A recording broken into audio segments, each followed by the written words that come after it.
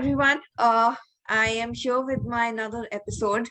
This time we'll be talking about the future of work. I have with me the CEO founder of Risebird, Mr. Ashutosh Seth. Welcome. Um, Hi, Sugan. Thank you for having me. My pleasure. Well, just to give a small backdrop and a brief of what we're actually going to talk about, like when we talk about future of work today, it's not just only about the organizational structures and the strategies that will come in place. It is more about the hires and the percentage of human power that we'll be working with, considering that, now the digitization has been to such an extent that, there have been removal of jobs and people are losing off their usually the usual livelihoods that they were earning their bread and butter with. I'm actually here to have a word with Mr. Seth, wherein he'll be actually throwing light upon the fact, number one, we need to begin with is the online hiring a disruptive model for the future of work, the kind of hirings that we used to do? Is it something to do with that now there has been a change in the hiring process as well? Yes. So, yeah, I mean, it's a very good question that you've asked, and I think the range of that question has a lot of understanding of the disruption that is happening. So, if you see the work, the first thing is about hiring, right? And then it's about how do you engage the talent, and then it's about how do you retain the talent. So, these are the three things, right? How do you get in, how do you stay, and then how do you basically continue growing with the same organization. Right. So if we look at the first part of it, which is about how the companies are acquiring the talent in the last 1.5, 2 years, and that has gone completely remote. And Mhm. so that means, I mean, it's a fundamental shift happening. If you see from the time of, let's say, the .com, a lot of industries have gone online, right? I Mhm. mean, when we see the way e-commerce and the food delivery, so a lot of things we have seen have gone complete digital, whereas the interviews were still happening. The way companies actually conduct their hiring process was still very much in person. And Right. I mean, it was really not at all seeing the digital wave or the digital transformation.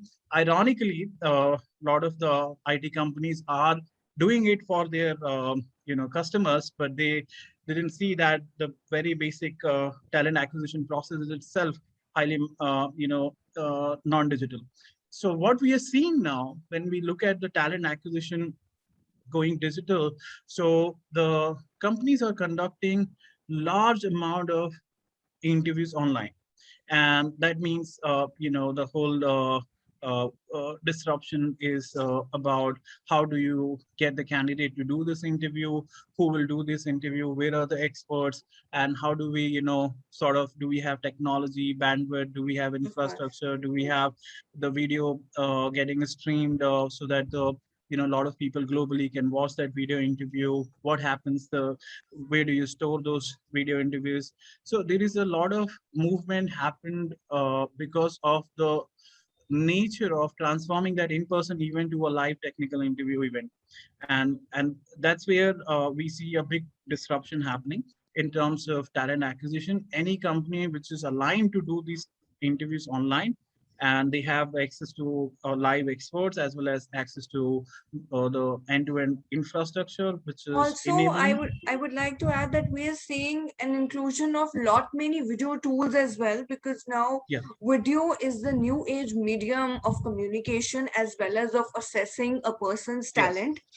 So Right. yes, I we are also observing the incoming of lot many tools in the IT segment as well. There have been numerous softwares that actually have come in specifically for the video quality and the kind of chatbots that we are using. So yeah, I Yes. think the medium is actually, I mean, I wouldn't say it's narrowing down, Yes. it's actually spreading its horizon across various verticals. Yes, I think because of the video, the nature of the whole interaction going video now, we have a lot of sort of tools coming up, and these tools are basically enabling the companies to conduct these live sessions. And able to record them, then able to transmit them to different global stakeholders that they have. So imagine in the future people just watch the video interviews recordings and hire, and that's already happening, and that's That's the happening. sort of disruption where no candidate is going to any campus. There is no sort of drives happening. Candidate are at their home taking the live interview. The companies watch those live interviews and hire on the spot. So the offers are Right. releasing on the spot. So what it used to take, let's say, a 4 weeks time, now it's Mm, happening within hours. So you exactly. see, that's where the disruption happening. The time is actually being consumed, I believe, to the fullest, because the time frame wherein we used to wait for 2 to 3 weeks for the recruiter to come back to us or call us back to the organizations Call us to back. actually for the Yes, further round, it's now happening digitally. I instant. mean, Yeah, yeah, I mean, instantly it's actually. like on a platform like Risebird, companies are booking the interviews now, like the way we book Uber. The candidates take the interview now. The video interview report is available in an hour, and the offer is released within 15 minutes. So Exactly. what used to take 4 weeks time is happening instantly, and that's what the digitalization has done. The transformation in all the industries, whether we look at e-commerce and look at the other sort of sectors. So I think that's the same transformation this sector will see, and it is already happening. One very important point I want to highlight is the video experience of the candidate is much powerful than the resume experience. So what we see is that because in the video you see the candidate, you see their common skills, you see their, in our interview platforms like Ricebird, you see their live coding skills, you see how they are, kind of doing their task in the real time, and so that really is a much, I would say, 10x better experience than what you have in resume, because resume could be very subjective and you can make a lot of guesses, but a live interview, which is verified by an expert, could is a completely different experience, which we feel is where the industry is going to shift to. So Exactly. that disruption will happen also in the time. also I feel that the aspects of high attrition could be a Hmm. huge problem Yeah. for companies in times to come if they do Right. not have HR strategies in place. Now here comes the role that when you have your tools in place, you actually need to strategize as to how do you need to project, right? Yes. What in your view do you think is the role of HR strategies in times to Hmm. come, wherein Hmm. the level of Hmm. commitment and the communication is all via digital way? Hmm. Yeah. Right. So, see, there is first of all a shift has to happen in their basically mindset that if you have to retain the talent and you have to really control the sort of drop that is happening, the candidates are getting better offers and they're just leaving the companies. What used to happen earlier, the I remember the parents used to tell us that, hey, I have spent 20 years in one organization. That has Exactly. brought down to a year now, and now it's moving to even less than now 6 months, 7 months. So candidates are already in a company, working there for a few months, looking for a better offer, moving out. And I would not name, but we have information that some of the large IT services companies have 33% sort of drop happening every year. So if they do not focus, the whole organization will be out in 3 years. So naturally, they have to understand that this. Because of the demand of these, especially in the tech hiring, the developers demand, or any talented person, because the companies are accessing globally now. So the candidates who are used to be just having access to Indian companies, now we have on our platforms companies setting up offshore development center in India without a need of Indian intermediary, direct setup. And they're setting Okay. up their back office, or they're setting up their right product development centers in India. So they do not take Indian talent like a, some sort of low cost employee, or a low cost work can be transferred to India. They are taking Indians to be someone who can basically design the whole product. High-end intellectual, high-end IP work, high-end product development work is coming, and people are valuing Indians to that level. So Hence we are they're also giving them seeing, hence we're also seeing this surge in IT hiring these days to a huge completely extent. Yes, yes, it's a completely different level of demand which is there, and each candidate is getting more than 10 offers now, and they have multiple other negotiation going on in terms of what sort of if they get a one offer, the other company is ready to give them a better offer. So to answer your question precisely, what is going to make a sorry, there was a small No this problem.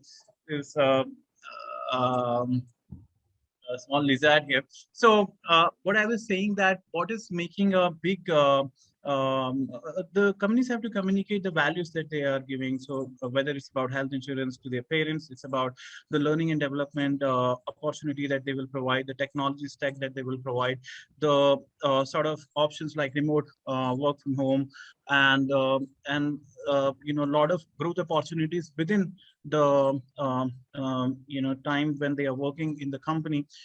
So these are things, and then maybe if they're a startup, so employee stock option plan, shares, and how they can be part of the growth, and a lot of variable pay has to come in the place. So if you just offer them a standard salary, it's very difficult for them to, and then very deep relationship of listening to their questions and addressing their queries. So it's a completely different shift in the culture if you have to retain the talent and reward them more frequently, reward them in more tangible ways. If you just give them a sort of certification, which is, let's say, okay, you did good, that's gone. I mean, That's people not want, gonna and work yeah, actually. yeah, that's not going to work. The People have to motivation see tangible. factors, I get your point. The motivation factor needs to be on a different pedestal now. Earlier, what certifications used to do, today I believe if you're giving some paybacks or if you're giving some bonuses, that will actually give them a better Yes, boost than what kind of tangible. rewards. It has to Yeah, be tangible. Yes. So I say technology stack tangible, paycheck tangible, variable pay tangible, ESOPs. It has to be countable, and it has to add to my personal worth. It has to add my learning curve. It has to add my future. Because if I'm working on an old technology stack, I'm going to be obsolete. So the candidates are really clear about what they are looking for, and if you provide them that all stuff, they would be definitely staying. But just because you have the candidate, because employer brand A thinks that the candidate will stay with them, it's not going to happen. So definitely it has to be a very strong transformation in the salary structures and compensation structures for the candidate. also I see that now that you've clearly explained why there is a sudden surge in the need for IT professionals, but what actually happens to the rest of the white and the blue collared workforce? I see that we do have space for the IT professionals because now it's the need of the hour, but then now that we see that over 1 crore professionals have been rendered jobless according to recent surveys, what actually Hmm. happens to the rest of the white and the blue collared workforce? See, in any structural transformation that happens, right? So there would be a certain sector of jobs which will get affected, and there will be a certain sector of jobs which will, it's a demand and supply. So what's happening now that basically companies have realized the value of automation. So even a small retail store guy, you don't have to tell him why you need automation, because they have seen in the COVID that because there was no human labor. So they have, so they are investing, and definitely that surplus labor is now available in the market. So a lot of this upgrade has to happen, and where people have to move towards more skilled, more I would say the sectors which will consume the candidates are going to be towards manufacturing sectors, for example. But just the low end jobs which could be automated, digitalized, are going to happen at a very rapid pace. So and the demand for tech guys is going to be skyrocketing, and not just that reason, but also because companies have learned that the work can be done remotely. And it's a very important learning curve. So what they're realizing, hey, why do I have an engineer in San Francisco when I can have the same engineer sitting in Bangalore or a remote town in India and do excellent quality of work? And I get that guy maybe 5-6 times less cost than what I will get. So that's why we are seeing on platforms like the demand that we are seeing is directly from a product company based in US. So they are sourcing, and then they're using Risebird for the whole remote interviewing process, and they're directly onboarding the candidates. So because the global access of US and Europe and all sort of developed countries directly targeting the talent, uh, the demand for developers is going to completely go out of loop, and that's why you're seeing so much high salary packages and all that. For the blue collar and other sort of workers, I would say there's a lot of reskilling needed, and definitely Mhm. that sectors, those sectors will get affected, and there would be a need of opening up and getting investment and getting a lot of reskilling initiatives, and move that labor to the next sort of skill so that they can be employed. Thank you so much, Mr. Seth. It was really nice talking to you. I believe now the people will have more clarity as to what is actually going to happen, and that why do we see a surge in the hiring of IT professionals so suddenly, and Yeah. with excellent excellent reward strategies that they're planning for, Yeah, there is a joke retaining going their on. employees as well. There is a joke going on that it's better to outsource the work,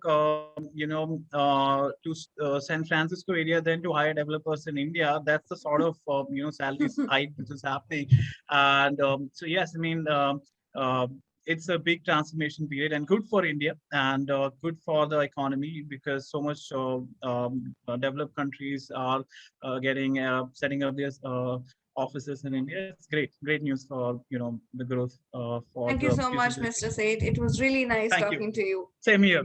Thanks for the opportunity.